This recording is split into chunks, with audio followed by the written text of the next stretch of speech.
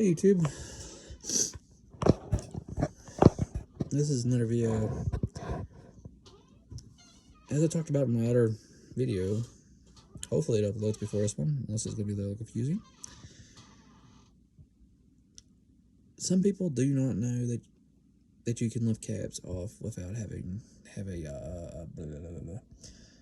lifts.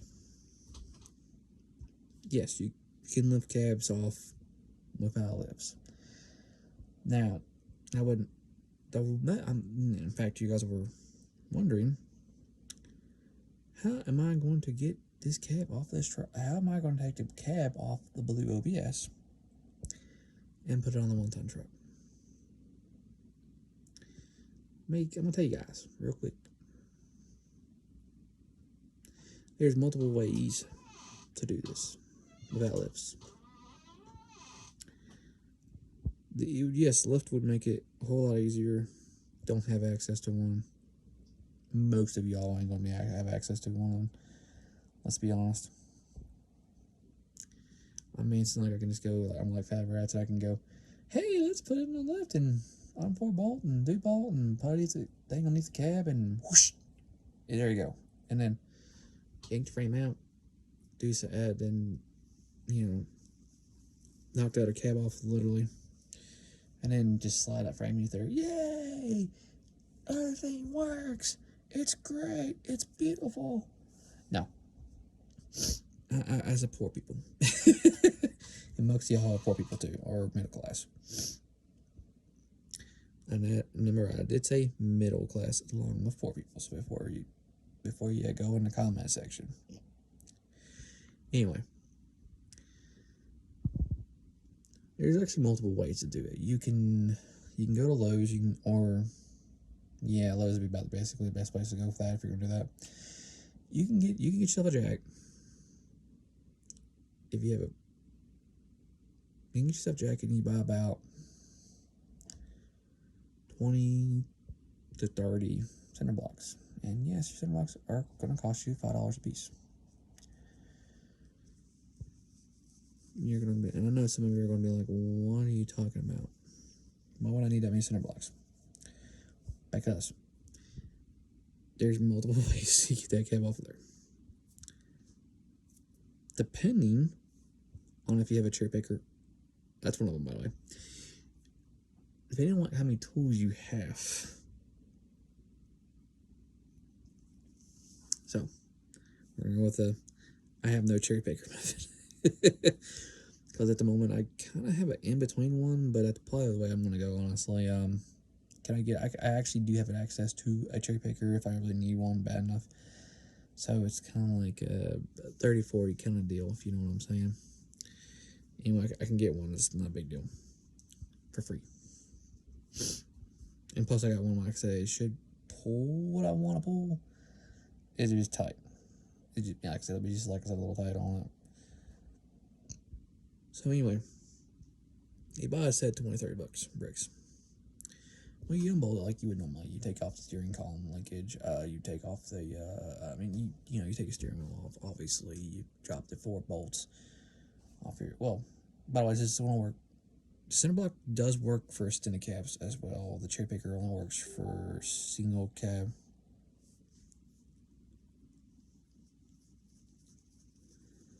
I'll do that later. I got another message about something else, in case you're wondering. Anyway,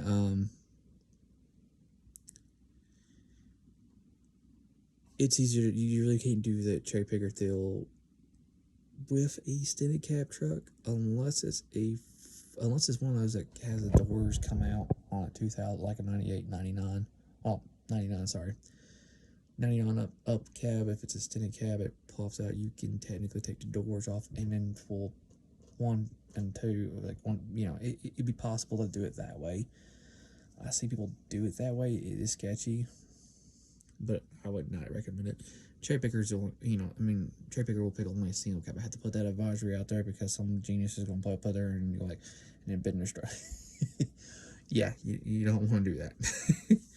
Anyway, Center blocks are basically going to be your friend. You basically unbolt like you normally. You take your steering column right off. You unbolt your steering column, not from inside the cab, but actually from the end, like where your immediate drive shaft and whatnot.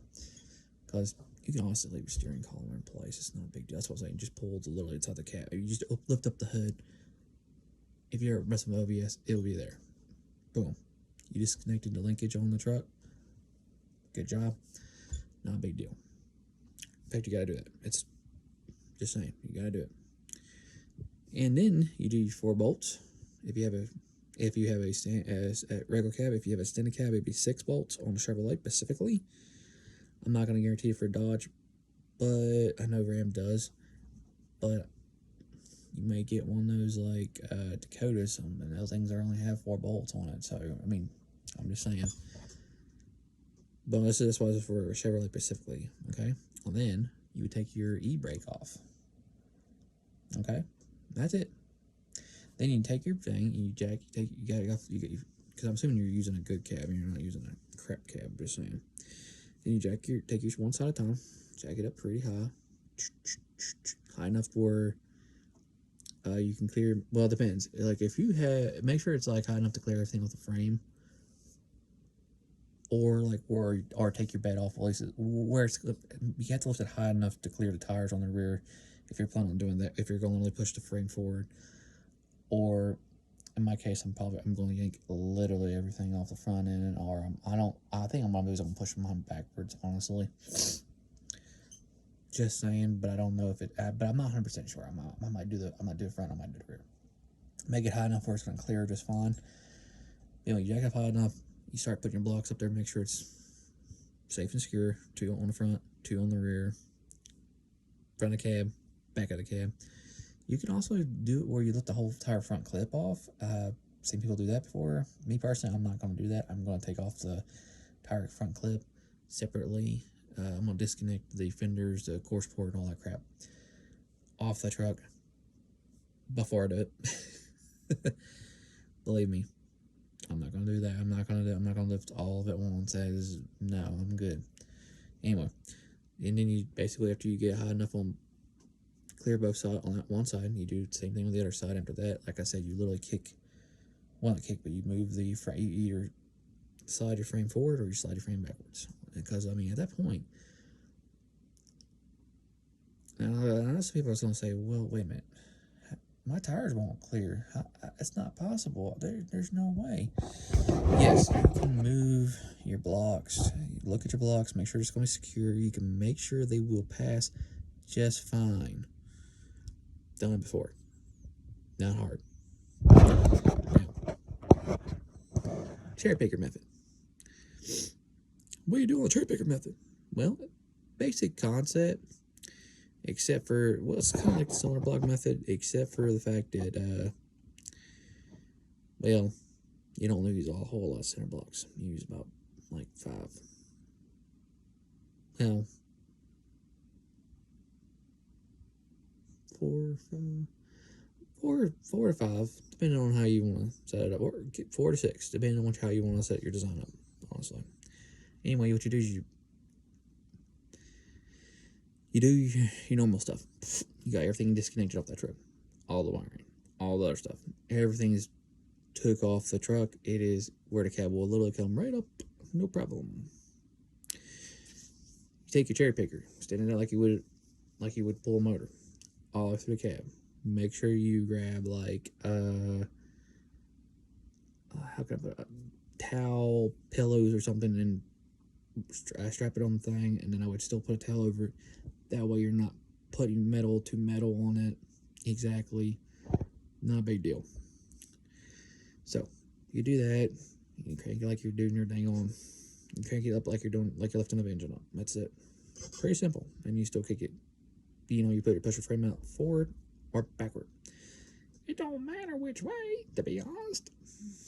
So anyway, except with the cherry picker, you can actually might not even have to do it actually that way. You can actually move it where it's on the cherry picker. You can also, you don't even have to kick it out if you really don't want to. You could actually, well, like an engine, you can pull your cab sideways, pull it towards you or whatever, where you want to put it. honestly. So that's what I would do. But I know, like I said, I know some people don't have. I know some people they don't have a cherry picker or have no access to a cherry picker, and they have to do the blocks. But I'm just saying. Now, you could also do it the third way, which is from a tree. You can do that too. I see people use it like you would lift the engine off a tree. Works same concept with the dang on thing. Personally, I would not advise that on either one. But people do that. People do that, so it is what it is on that one.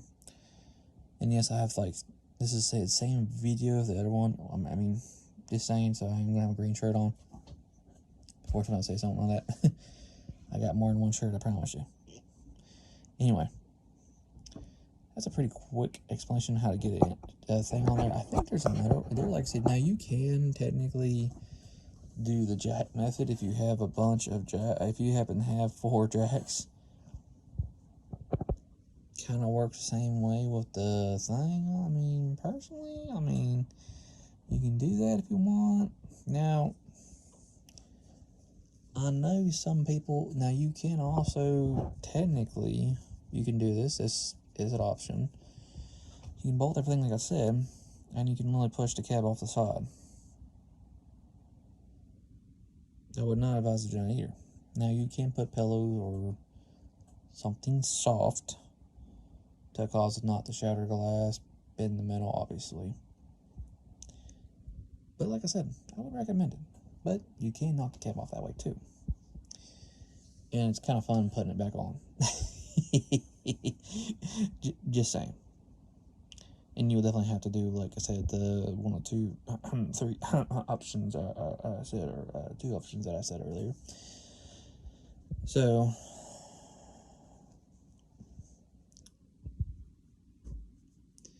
anyway,